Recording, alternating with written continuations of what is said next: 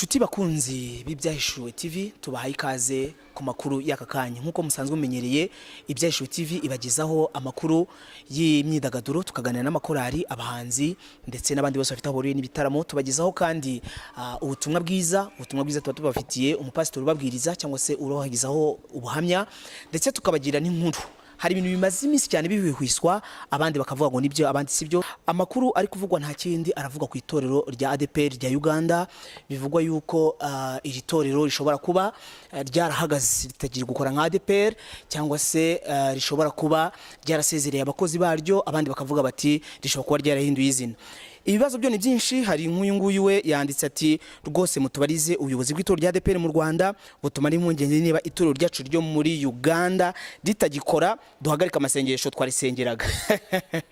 Urumva ko isengesho ry'uyu mubyeyi we yasengeraga itorero rivuga ati Imana afashe itorero ryanjye rya ADEPR riri muri Uganda. Ubwo arashaka kumenya niba ADEPR itakiri muri Uganda, ubundi isengesho ryerekeze muri Kenya cyangwa se mu Bubiligi n'ahandi hose. Undi nawe yohereje ijwi katwumve icyo yavuze.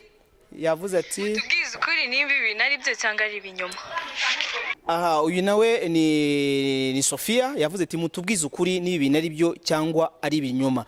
Nshuti bakunzi b'Ibyahishuwe TV, turamenyesha ko uyu munsi kuri iyi tariki twagerageje gusura ubuyobozi bw'itorero rya ADEPR mu Rwanda ku biro bikuru bya ADEPR, tuganira na PC wa Legal Representative of ADEPR, cyangwa se umunyamabanga w'itorero rya ADEPR wihariye, umujyanama wihariye niba ariko twamwita.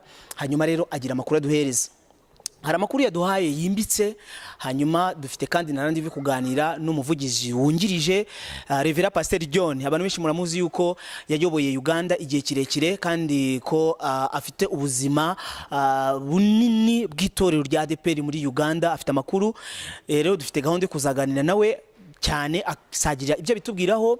Hagati kandi tuzaganira n'umuvugizi, nawe azatuzanira amajwi n'amashusho agirira icyo atubwira kuri iyi nkuru imaze iminsi isakara mu bitangazamakuru bitandukanye byo mu Rwanda ndetse no ku maradiyo atandukanye. Gusa icyo twababwira nshuti bakunze mukurikiye Ibyahishuwe TV nuko itorero rya ADEPR mu Rwanda rirahari, itorero rya ADEPR muri Uganda rirahari, itorero rirakomeje, itorero riri gukora.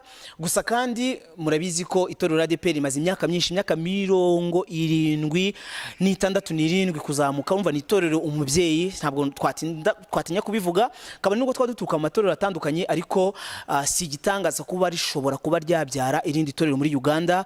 Nkuko mu Rwanda twumva ngo itorero naka ryaturutse mu itorero rya ADEPR, hari n'abashumba rwose tuzi babyigamba bakabivuga, bakavuga bati twasengeraga muri ADEPR, itorero ryacu rero turahamanya neza yuko umubyeyi wacu ari itorero rya ADEPR, niyo mpamvu mugomba kwitwara nk'abantu bo muri ADEPR. Ntabwo rero ari igitangaza kuba ADEPR ya Uganda ishobora kuba yabyara iriya Pentecostal International Church of Uganda, ariko itorero rya ADEPR rya Uganda rigakomeza rigakora. Naho muriza rero abo bose bagiye batwandikira n'ibibazo byinshi cyane bagiye batubaza bitandukanye kuri iri torero rya ADEPR ryo muri Uganda. Nabahumuriza mbabwira ngo itorero rya ADEPR muri Uganda ririmo rirakora, rimeze neza, abashumba barahari. Gusa harimo hari uburyo ryakora neza. Ayo ntabwo ari amakuru ngiye gutangaza ku Byahishuwe TV, ahubwo nzazana umuyobozi mukuru w'itorero rya ADEPR mu Rwanda, representant legal cyangwa se umwungirije, azaza rwose ndabasezeranya ko babidusezeranyije ko bazaza bakabaganiriza. Itorero ry'abanyarwanda rya ADEPR rikomeje umurimo w'Imana, amakorari arimo aririmba, abahanzi barimo barajyayo, abavuga butumwa barimo baravuga ubutumwa.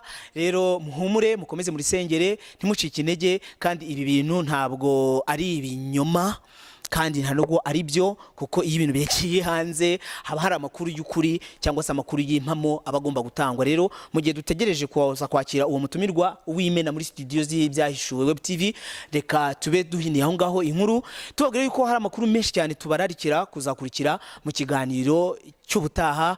Ninjye muri kumwe ni Emmanuel Nkurunziza, Frere Manu. Ndashimira equipe yose twateguranye kugira ngo amakuru cyangwa se ibiganiro uyu munsi bibashe kubageraho. Tubasaba gukomeza gukora subscribe ndetse no gukora sharing kugira ngo amakuru yacu ajya komeza kugera ku bantu benshi batandukanye, kandi ibitekerezo byanyu n'inama zanyu tuzakomeza kujya tubyakira, haba kuri web page ya Facebook Ibyahishuwe TV, haba ku rubuga rwa WhatsApp muri groupe, ndetse kuri Instagram, Twitter ndetse n'ahandi hose turahari. Tuzabagezaho amakuru mu myidagaduro, tuzayabagezaho mu butumwa bwiza, tuzayibagezaho ndetse n'amakuru tuzayabagezaho. Naho ubutaha mugira amahoro y'Imana. Murakoze, murakarama.